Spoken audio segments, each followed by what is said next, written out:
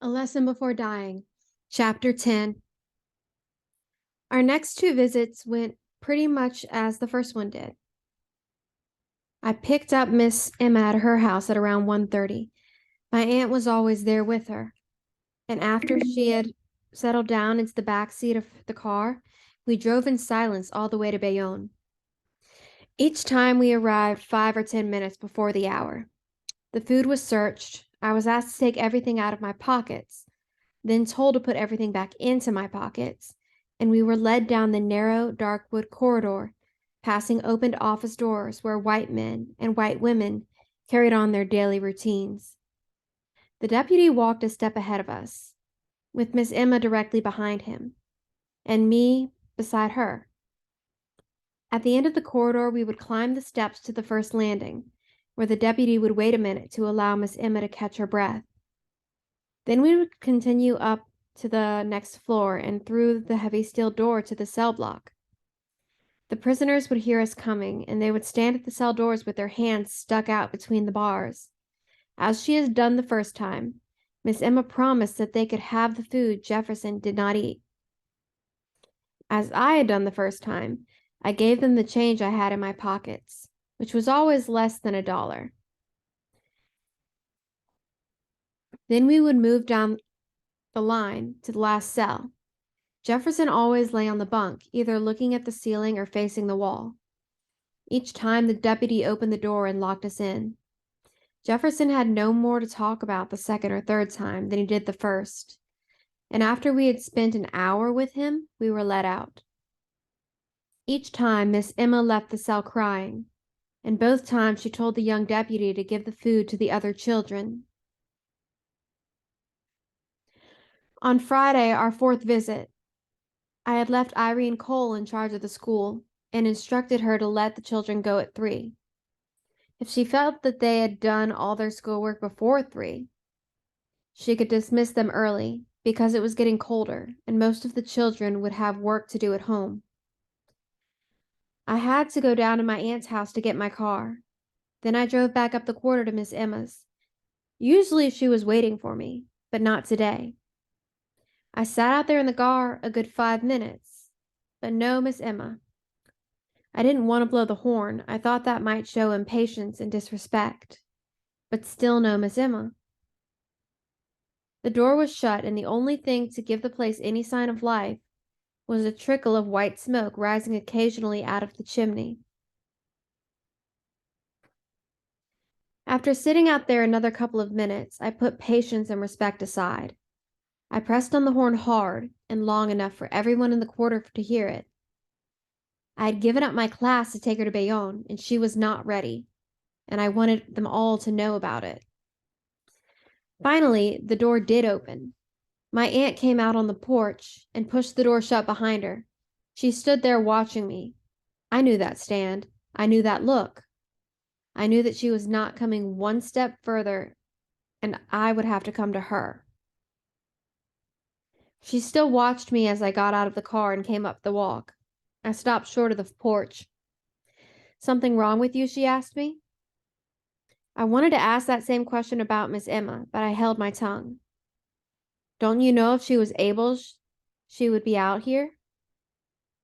"Then why didn't she tell me she wasn't going? I could be teaching my class." "Nobody said you wasn't going." "You're saying I'm supposed to visit him alone? He's no kin. Come on in here, boy, and get that bag," my aunt said. She watched me come up on the porch and go by her. Then she followed me into the house. Miss Emma was sitting at the fireplace in a rocking chair. She had on 2 sweaters, a black one over a green one. She had some kind of rag, possibly a baby's diaper, tied around her head. I stood in the center of the room near the hanging light bulb. I had the feeling that Miss Emma was not nearly as sick as she was pretending to be. For one thing, I had seen her that morning picking up chips in the yard, and she didn't look sick at all. And now I could smell fried chicken and baked potato, and I knew she could not have done all that if she was dying. My aunt sat down in the rocker next to Miss Emma's. Now both of them peered into the fireplace at the 2 half-burned logs that gave about as much fire as a candle would. Neither said a thing, as if they were sitting alone in deep thought. Then Miss Emma coughed twice, short and dry, to let me know that she was on her deathbed. Then silence again. There was smoke in the room, and I must have cleared my throat or something, because my aunt used that moment to speak. That food waiting. I didn't know where the food was waiting for me. I didn't look for it. I just stood back looking at them. You don't have to go, Miss Emma said. She coughed again, reminding me that she was still on her deathbed. Not if it gonna be a burden. My aunt looked back at me. I said that food waiting. Miss Emma's dying, but you can go with me, I said. I don't have on my good dress, my aunt said. I can wait, I said. No, you won't, she said. Don't force him, Miss Emma said. When I'm able to get on my feet, God willing, I'll get somebody else to take me up there. I don't want to be a burden on nobody. As I stood there listening to her, I realized that this had been planned from the beginning. All that other stuff I went through was lead up to this day. Going up to Pico's house, meeting the sheriff, the 3 visits to the jail with her, all that was nothing but preparation for today. Didn't she say it that first night at Pico's? I'm old. My heart won't take it. I want somebody else to take my place. Didn't she say it? Sure she did, because it was planned even then. But she had had help. My aunt. She coughed again, quick, dry, baked as before. I told myself that what she needed was more wood on the fire. I went to the corner of the room where the wood was stacked, and I piled as many logs on my arms as I could stand up with. Then I threw them all into the fireplace. Sparks of fire shot across the hearth into the room, and smoke and ashes shot up the chimney. I brushed off my clothes and stood there until the wood had started burning. Can I do anything else, Miss Emma? I said. Maybe some cough syrup. You can watch your tongue, sir, my aunt said. I just want Miss Emma to get better, I said. You don't have to go, Miss Emma said. He's going, my aunt said. If it's a burden, Miss Emma said. Maybe I'll go halfway, I said. Maybe I'll dump the food out there in the river. Fishes don't get much to eat in the winter. Maybe they like fried chicken. You better get that food and get out of here if you know what's good for you, my aunt said. I went back into the kitchen and snatched the bag off the table. There was enough food in it to feed everybody in the jail.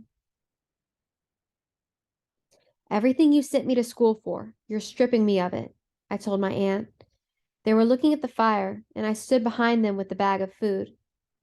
The humiliation I had to go through, going into that man's kitchen, the hours I had to wait while they ate and drank and socialized before they would even see me, now going up to that jail, to watch them put their dirty hands on that food, to search my body each time as if I'm some kind of common criminal. Maybe today they'll want to look into my mouth or my nostrils or make me strip. Anything to humiliate me. All the things you wanted me to escape by going to school. Years ago, Professor Antoine told me that if I stayed here, they were going to break me down to the I was born to be.